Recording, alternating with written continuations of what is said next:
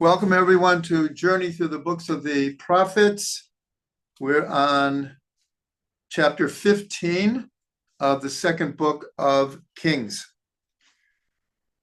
Tonight we're going to introduce some very, very major events in Jewish history. So hopefully we'll get through a lot of material. We're starting on chapter 15. And here again, just like chapter 14 is one king after the other. Either his servants are killing him, either his children are killing the king, a whole string of kings. All the northern kingdom kings were evil. The southern kingdom of Yehuda, some were good, some were not good. So that's what we're picking up on chapter 15. And here we have, though, one of the righteous kings of Yehuda, and his name is Uzziah. And he ruled for 52 years, which compared to many of the other ones, that is quite a long time. Excuse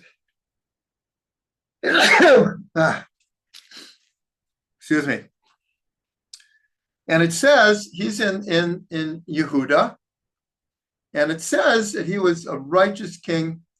He followed in the footsteps of David. And then it says he did everything good, but, and this is a recurrent theme of the good kings of the southern kingdom. We haven't emphasized it, but 3, 4, 5 times it mentions with the good kings that they followed the Torah, they followed Hashem, but they did not remove the altars and burning incense on all of the different mountains of Israel. Every one of them did not do that. Question is why and what was wrong with it? So first of all, because we know from the Torah is once the temple is built, then all sacrifices had to happen in the temple. Before the temple, there was a concept of a person building their own altar and, in a certain sense, serving God more individually. But once the temple is built, and the temple is built during all of these chapters that we're reading, but the commentaries say that people were doing it l'shem shamayim. They thought it was good, they thought it was okay, and it was just almost like a universal practice. And so the kings, even though they were good kings and they followed the Torah, they didn't feel that they had the strength to uproot this from Israel. So that's mentioned with this king as well. And then the next verse says that, and again, it points out that he was considered a very righteous king. And he ruled for 52 years. But then it says that God afflicted him with Tzara'at, with this skin disease, until the day of his death. And he lived in practical isolation because he had Tzara'at. But it doesn't explain why God afflicted him with Tzara'at.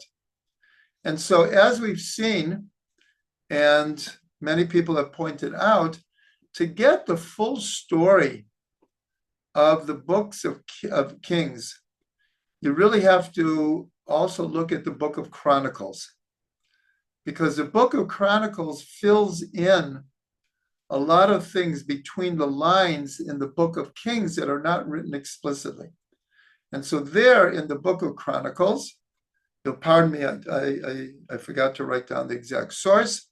It says that this king, in his zeal to serve God, he wanted to burn the incense in the temple. problem was it's not permitted for him to do this. But in his zeal, he really wanted to, and the Kohanim, in a sense, warned him that this was not acceptable. But he went ahead and did it anyways, and that is what's between the lines here. That, according to the book of Chronicles, is why he was afflicted with Tzara'at. But again, it doesn't take away all of his other good deeds, but he made a big, call it mistake here, and in a certain way he paid for it. Okay, now we continue, more northern kings, more southern kings. And I just want to share a thought that I had, which is it's just quite interesting. I didn't really have time to really develop it. But here, for a couple of chapters now, we see the theme is this king ruled and he died. And then his son took over and he ruled and he died. And the next one came and half of them were killed by other people. And this one ruled and he died. And I was just thinking, as I was reading and preparing, this is very similar to the book, to the passage in Genesis, Parshat Vayishlach, where we had the 8 kings that ruled in Edom before there was a king in Israel. Now, I'm not making an exact correlation here, but nonetheless, there it was the same thing.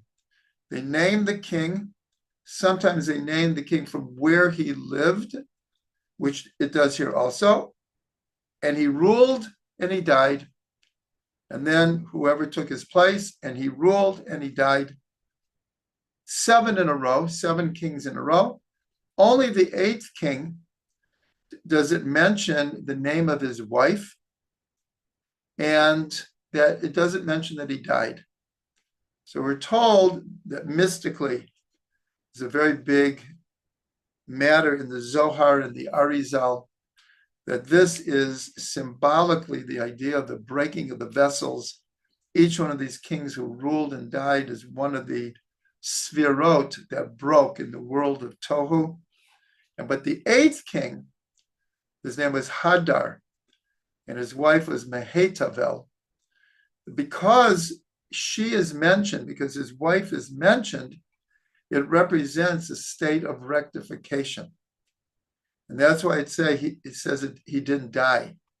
Again, it's all very symbolic, but I just have to say the last week and this week, and I didn't even go through many of them because there's so many names and some of them ruled for very short and almost all of them were evil.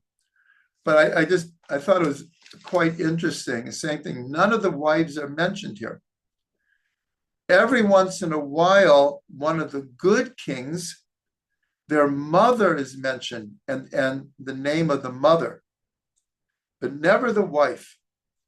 And so there is some kind of a correlation here, because here we see these are all evil kings, and this is all part of the breaking of the vessels, which eventually will lead at the end of the book of Kings, which will reach in a couple of weeks, the destruction of the temple. So the destruction of the temple symbolically is like the breaking of the vessels.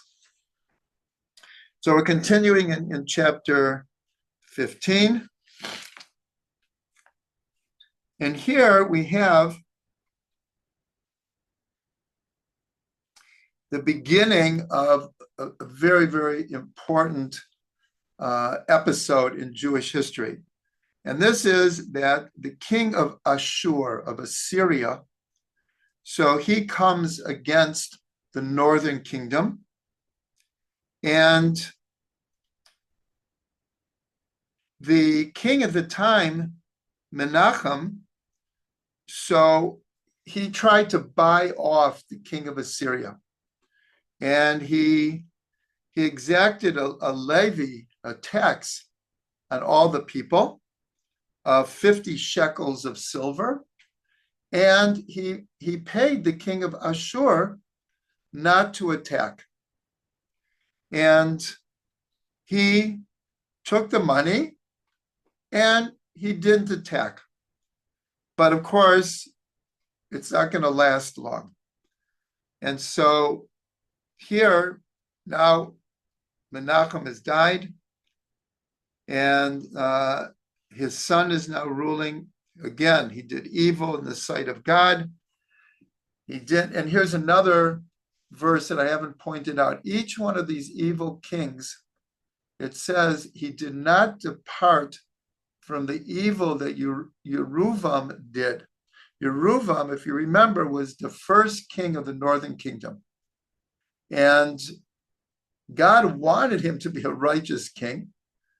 And even the prophet, Achia of Shiloni, in a certain way, in God's name, made him king. And he turned against God and against the Torah. And every king that followed in his way. And the text points that out. I haven't emphasized that, but here I'm just taking the opportunity that each one of these evil kings, it said he did evil in the eyes of God, and he didn't change his ways from the ways of Yeruvam, the first king of the northern kingdom. And then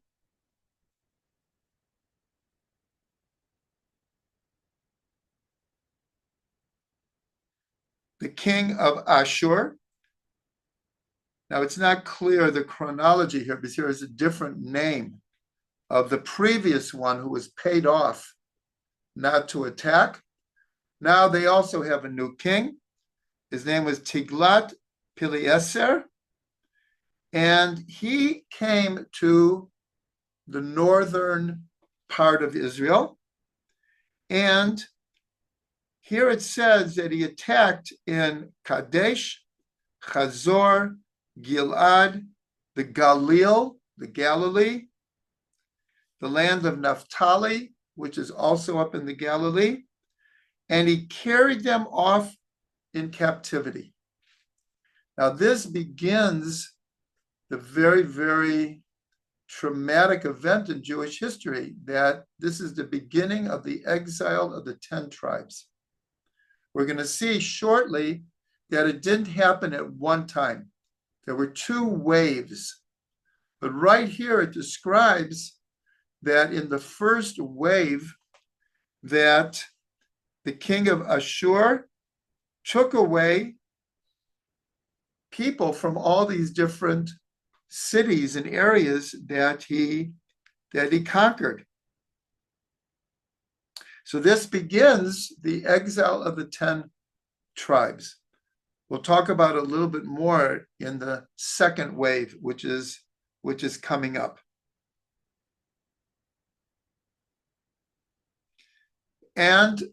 But he didn't take everyone. So there still is a northern kingdom, and there still are kings, and there continue to be evil kings.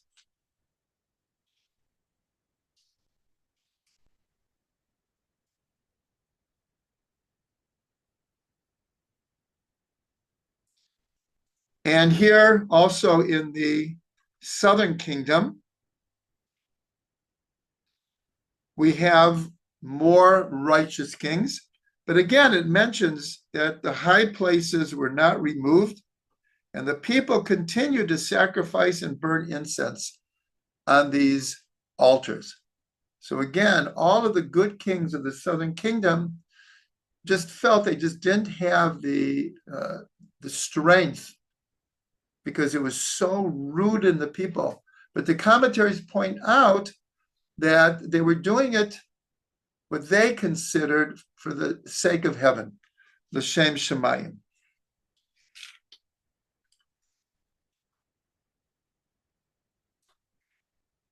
Now we're in the 16th chapter.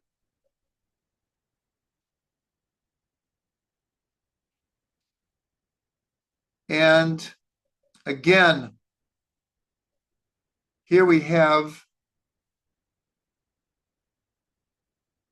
now it's talking about the southern kingdom. And the new king is Ahaz. He's after like 3 or 4 or 5 other kings, just one after the other. But I'm mentioning it here. He reigned for 16 years, and he was among the kings of the southern kingdom who also was considered an evil king. He did not follow the Torah. He did not follow the Mitzvot. But why it's important to mention him, because soon we're going to get to his son, one of the most important people in the whole book of Kings, which is Chizkiyahu. Chizkiyahu is the son of Ahaz. And again, Ahaz in the southern kingdom was an evil king. And then what happens is now another enemy, Aram. We've dealt with Aram before in the northern part of Israel. So now he comes against Israel, and he comes against the southern kingdom as well. And so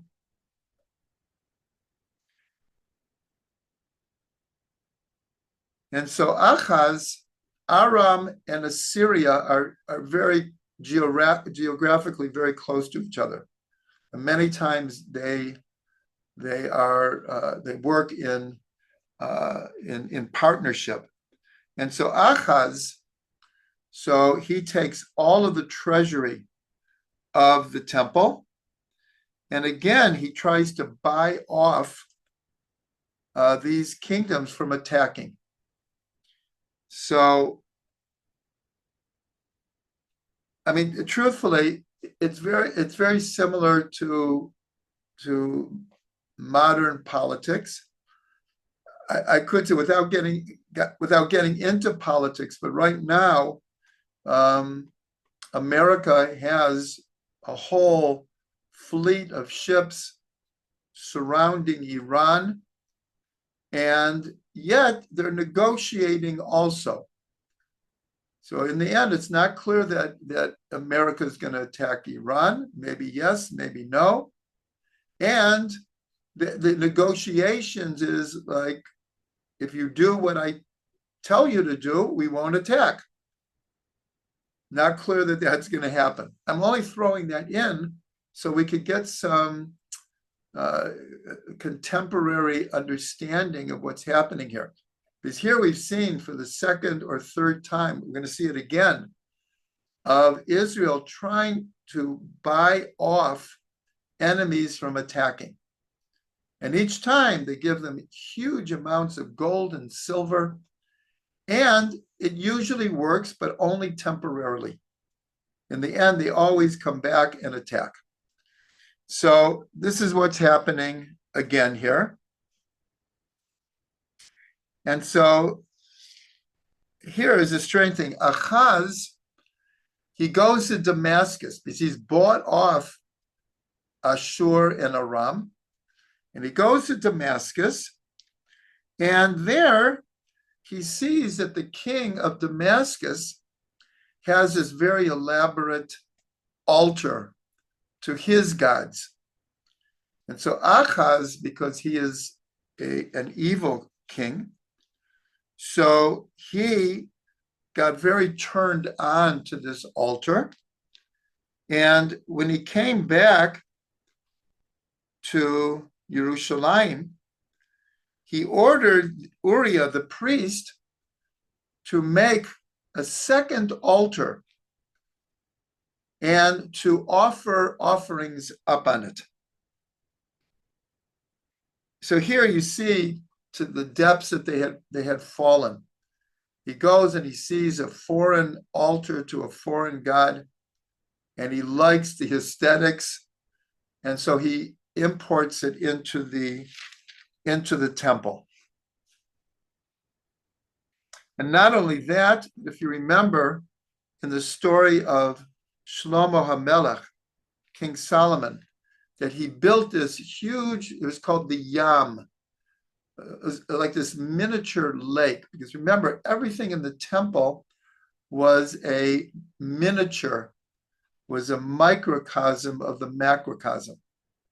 And he had this elaborate call it a holding tank, and had elaborate oxen that it was sitting on. But here it says Ahaz removed the whole thing, took it apart, and just made all of these changes.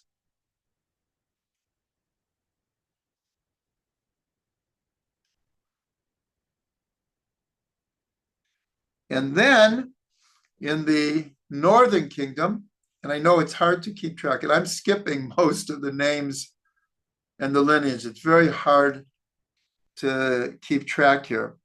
But now there's a new king in the north, Hoshea.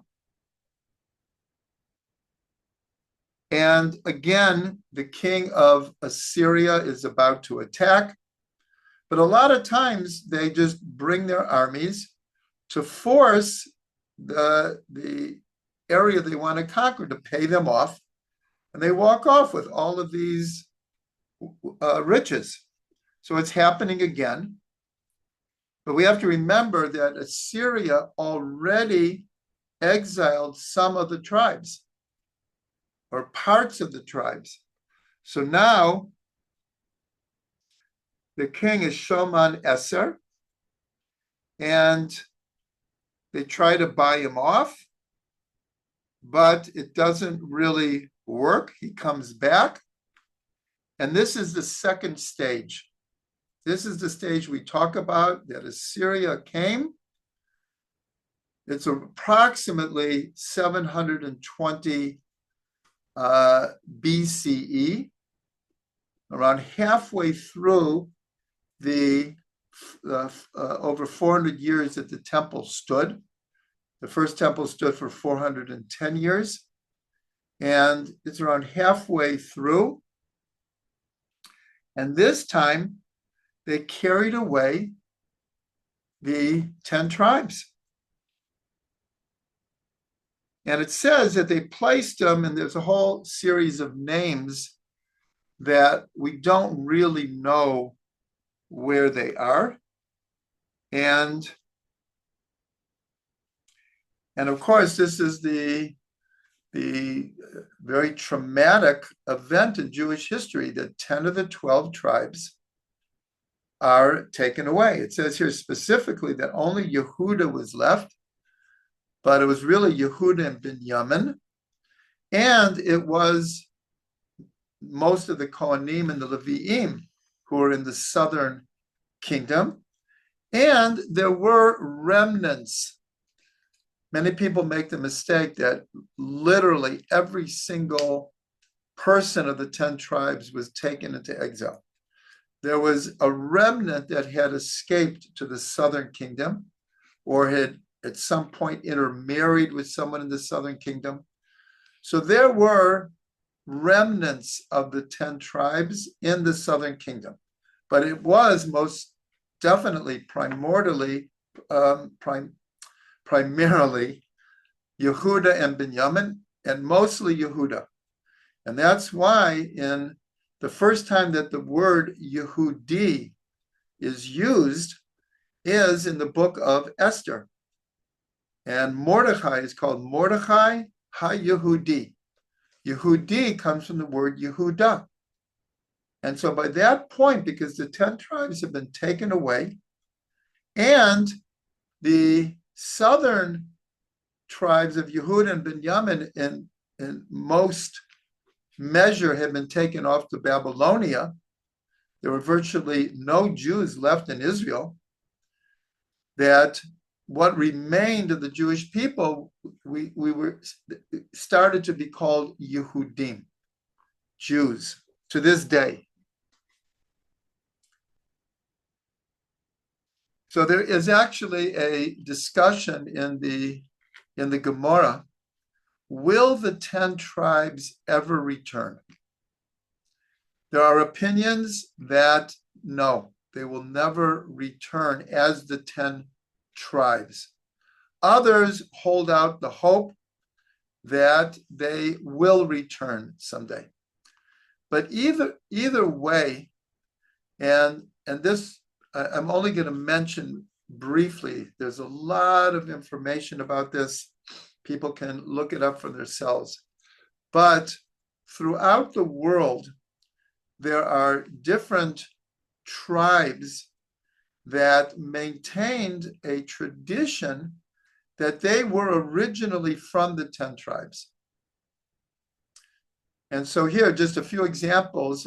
Ethiopian Jewry, they believed that they were from the tribe of Dan.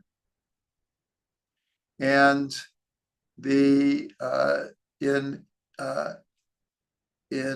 it's a corner of India that relates with Burma. There is a tribe, and to this day they're called the Bnei Menashe. And many of them have converted and moved to Israel. And they have a tradition, they are from Menashe.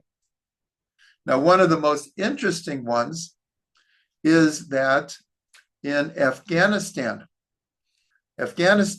like many of the countries in Central Asia, are made up of many, many different tribes, going way back in history. And one of the tribes is the Pathans. The Pathans are around 25 million strong. They are fundamental, I'll even say fanatic, followers of Islam. A lot of terrorism that has happened in the world is coming from these fundamental Islamics. Nonetheless, they have a tradition, and they don't hide it, that they have a tradition. They're from the 10 tribes, which is it's quite paradoxical. And apparently they have a few customs that are very, very close to Torah customs, and many of their names are similar to the names of the tribes, like Ruveni and Shimoni, etc. I'm not an expert in this, but anyone can look this up. More than that, there are, in a looser fashion, different peoples in different countries who claim or have traditions that they're not Jewish now, and most of them are very far from it, but they have traditions that they actually come from the 10 tribes, spread out literally all over the place. Then you have examples like in Spain. Now, this is a more recent thing, where because of what happened in 1492, where Jews were given the choice, either convert or leave Spain and Portugal. Well, many people pretended to convert to Catholicism, but they maintained their Judaism in secret.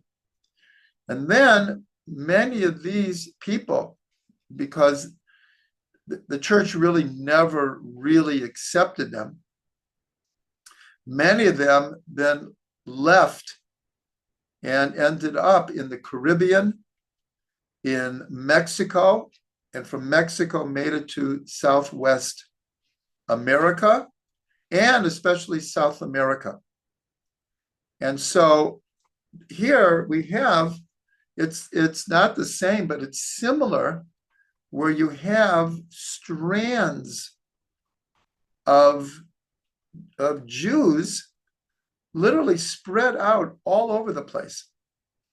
And at one point, I don't know the exact percentage, but they did genetic testing on Spaniards, and not obviously not Jewish Spaniards, Spaniards today. And again, I don't want to quote the percentage, but virtually all of them had a very high level of Jewish markers, not a small amount, not a very small minority, but very pronounced Jewish markers. And of course, the 10 tribes, even though we don't know where they went, they, of course, intermarried with peoples all over the world. And so today we have a reality of what we'll call sparks of Jewishness in peoples all over the world. Many of them are completely oblivious to it. If they found out, they would probably be horrified. Others, it is we'll call it the secret incentive for people to convert. People who are raised in a completely different tradition, have no connection to Judaism at all, but at a certain point feel themselves completely drawn to Jews, to Israel, to Torah. And it could be because 3 generations ago or 30 generations ago, there was a Jew somewhere in that lineage. So I'm mentioning all this. Is, of course, a huge subject. Many books have been written about this. There's a lot of information that everyone can access. And I know I'm leaving out a whole lot, but here we're learning it. We're learning the source in the book of Kings. This is where it's coming from. But the remnants, the sparks of what we're reading about tonight, quite literally has spread all over the world, all over the place. So it's something to really contemplate, and we should all do more research about this. And then at the end of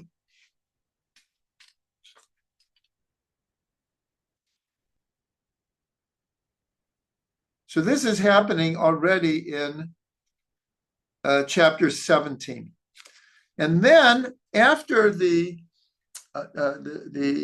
expulsion or the taking of the 10 tribes into exile, there is a long, put it this, explanation from God. Why did this happen? And it's quite lengthy. I'm just going to recap it. And in short, God says, because they turned away from me, they turned away from the Torah, they turned away from goodness, they did not set up righteous societies, they brought this down upon themselves. And this is something we've discussed many times, the idea of a measure for measure. But here God is spelling it out. And like I said, it's not a short piece here. God is being very, very specific, many examples, a lot of description, but just showing how Israel turned away, worshipped idols, didn't follow the Torah, didn't follow proper morals and ethics. And therefore, that is why the tribes were exiled. And at a certain point, God mentions that the southern kingdom was left because of God's relationship with David. And that is emphasized, that because of God's great love for David and seeing the potential of David and the promises that he made to David, that the southern kingdom, which sometimes was righteous and sometimes was not so righteous.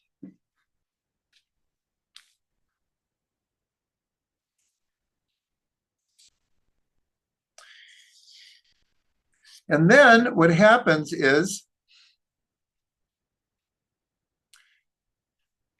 this is in the 17th chapter, the 24th verse, that the king of Ashur, of Assyria, the land, as it were, is empty now.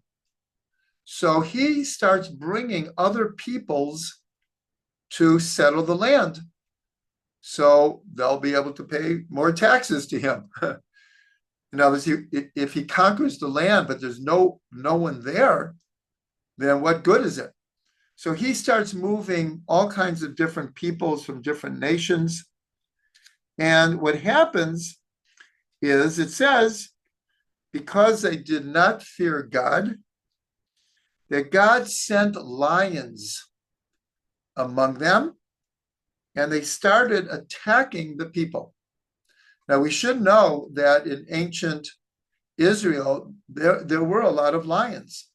It appears throughout the Tanakh. Even today, there's still a small amount of lions, mostly near En Gedi, back past where most people hike. En Gedi is down by the Dead Sea, but for real, there are still a small remnant of the original type of lions, that they're not like the African lions, but they're indigenous to Israel. So these lions came and began attacking the people. And so it's quite interesting. So the king of Assyria, so his way of solving this is that he found some Kohanim,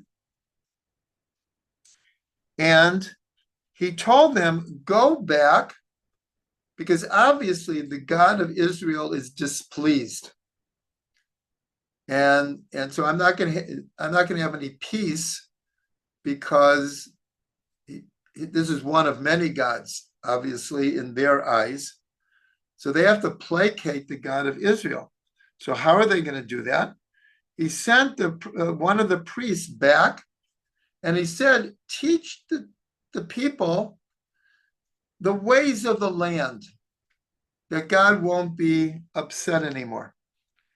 And so it's very interesting, because the commentaries, because it doesn't explicitly say, well, what was he teaching them?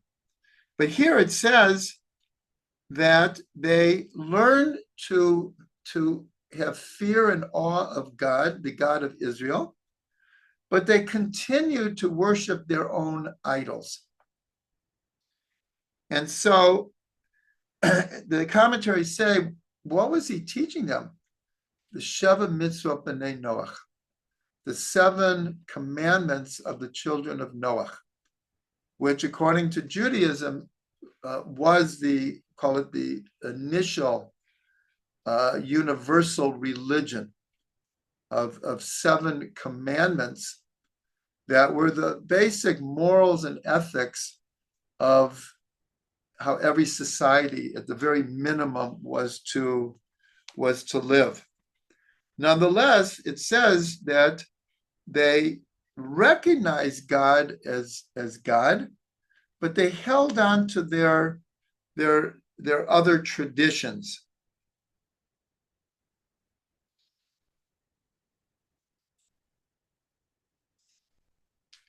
But here you have, even though it doesn't say explicitly, this is one of the places where you see in the Tanakh this idea of the Sheva Mitzvot Bnei Noach in a later period, way after Noach. L'chaim, everyone. Baruch atah Adonai Eloheinu melech haolam shehakol nהיה b'dbaro.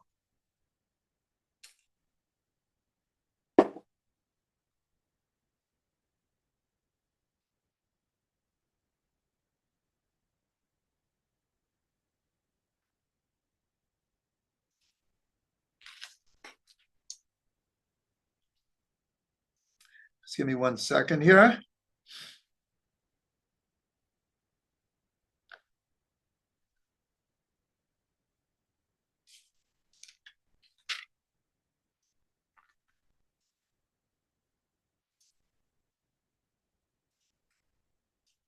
But then at the end of chapter 17, it's addressing the Jews again, saying, you still are commanded to keep the Torah and to fear only God and to serve only God. This is like in contrast with these people who are being taught the Sheva Mitzvah Bnei Noach, but they can't quite extricate themselves from serving their original gods.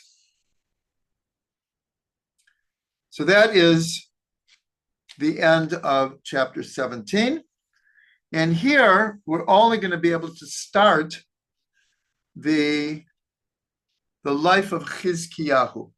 I already mentioned him, that he is the son of Ahaz, the king of Yehuda. And at the beginning of chapter 18, it says, he was 25 years old when he began to reign, and he reigned for 29 years in Jerusalem.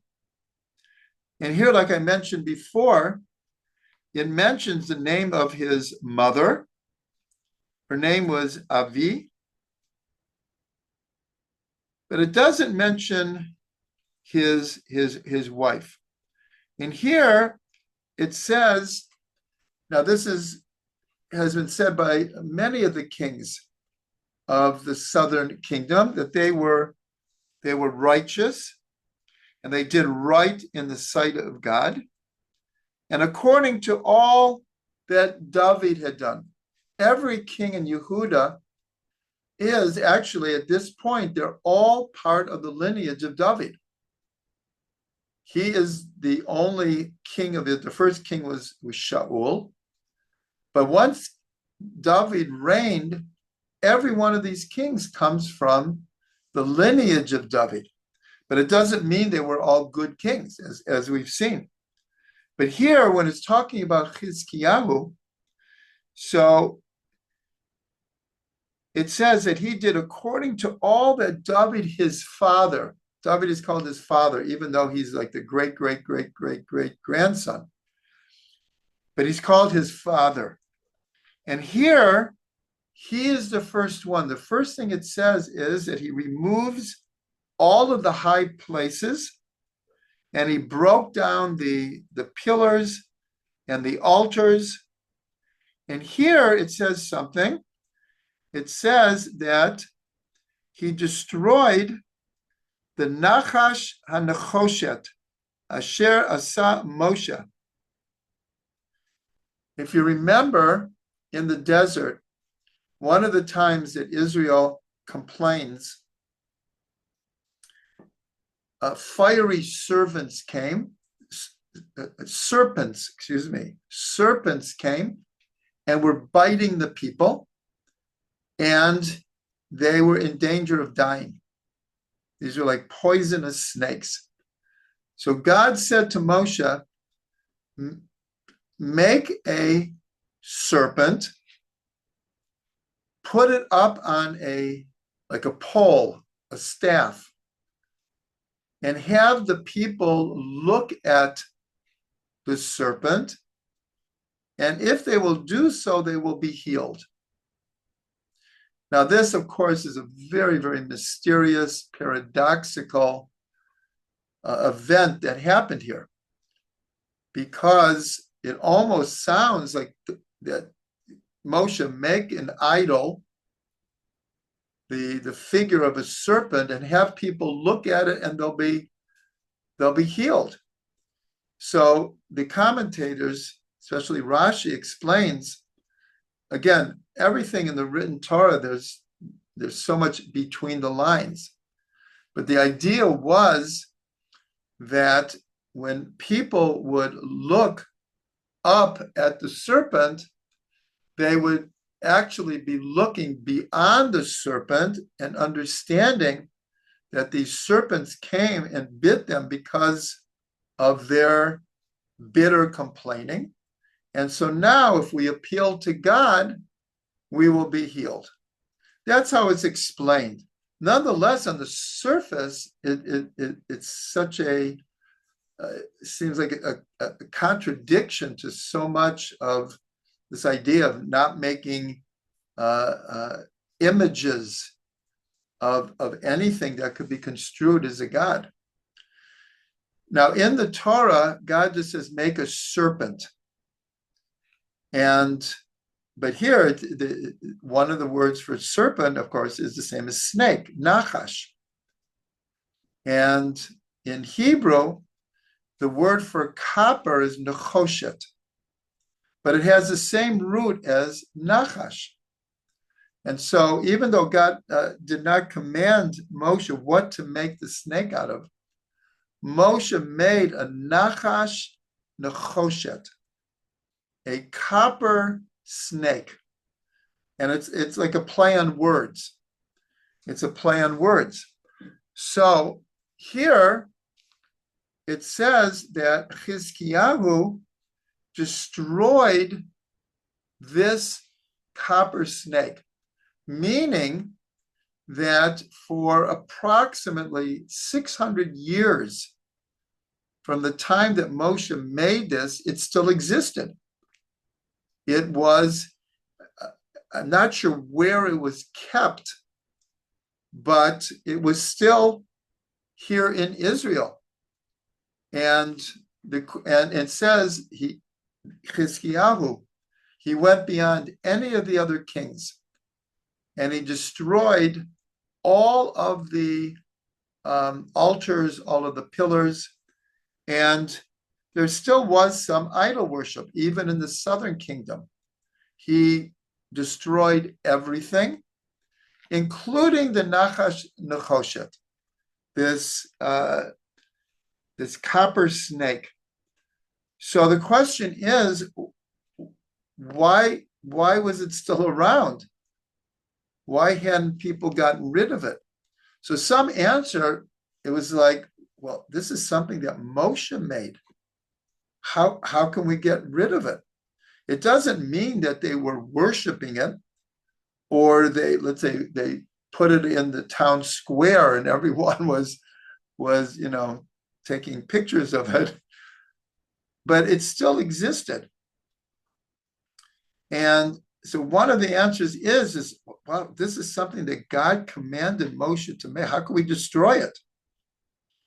Others were that this copper snake had a healing power to it. So why should we destroy it?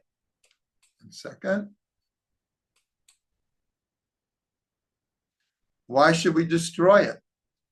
But nonetheless, Hezekiah felt it was or could be misused. And so he wanted to clean house. He wanted to absolutely get rid of any remnant of idol worship. And it says, again, the descriptions of him are like no other king that we've had. If we go back, even since David, we have not had a king in Israel that the text has applauded and praised in such a way as Hezekiah. Now, tonight we're only starting with Hezekiah. He will be around for a while. He ruled for 29 years, and there's a lot of the text is about him. So he was a very, very special soul in Israel, and the text continues. We're in the 18th chapter. We're in the 5th verse. It says that he trusted in God, and it says that after him, there was no one like him among all the kings of Yehudah, nor among those that were before him. Meaning he was compared as great as David himself. There's another verse that comes later that it's more implied that he wasn't greater than David. But this verse implies that he was even greater than David.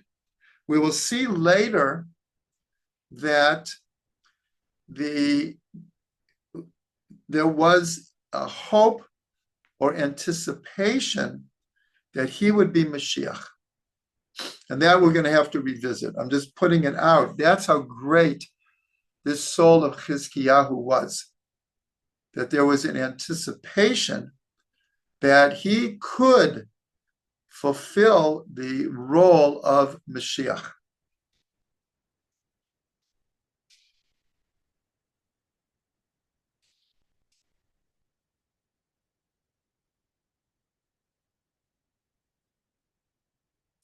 And again, it says that he held fast to Hashem, and he did not depart from following God, but he kept all of his commandments, which God had commanded to Moshe.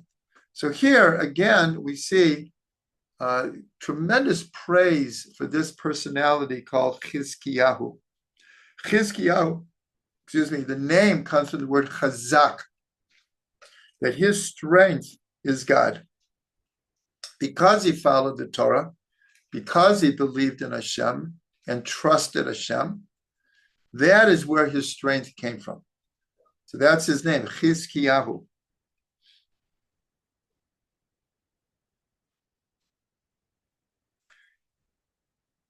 So now,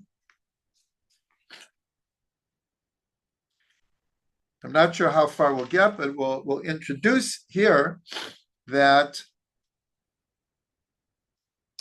this is when Sennacherib, if we've noticed, Assyria's had a series of different kings. It might be that they had the same problem, that each one of the kings was killed by their servants, their sons, their rivals, whatever. Here, this is a new king of Assyria, Sennacherib. And so here he comes against you. There's nothing left of the northern kingdom. The only kingdom to come against is the southern kingdom. So he now comes against the southern kingdom. And Chizkiyahu basically attempts to do what everyone else has attempted, buy off Sennacherib. So he gives him, again, an enormous amount of gold and silver, and he goes away. He even, and this was later, he was rebuked by the sages. He took the doors of the temple, these elaborate doors, and as a way of saying to Ashur, I'm not going to cause you any problem. I'm giving you all of this money and riches. Just stay away. So he gives him not only the treasury of the temple, but even the doors of the temple. And I think we'll stop here, because the story is going to develop, and it's one of the more famous stories, what's about to happen here. And so I don't want to rush through it. So here we are in the middle of the 18th chapter. That's where we will stop for right now.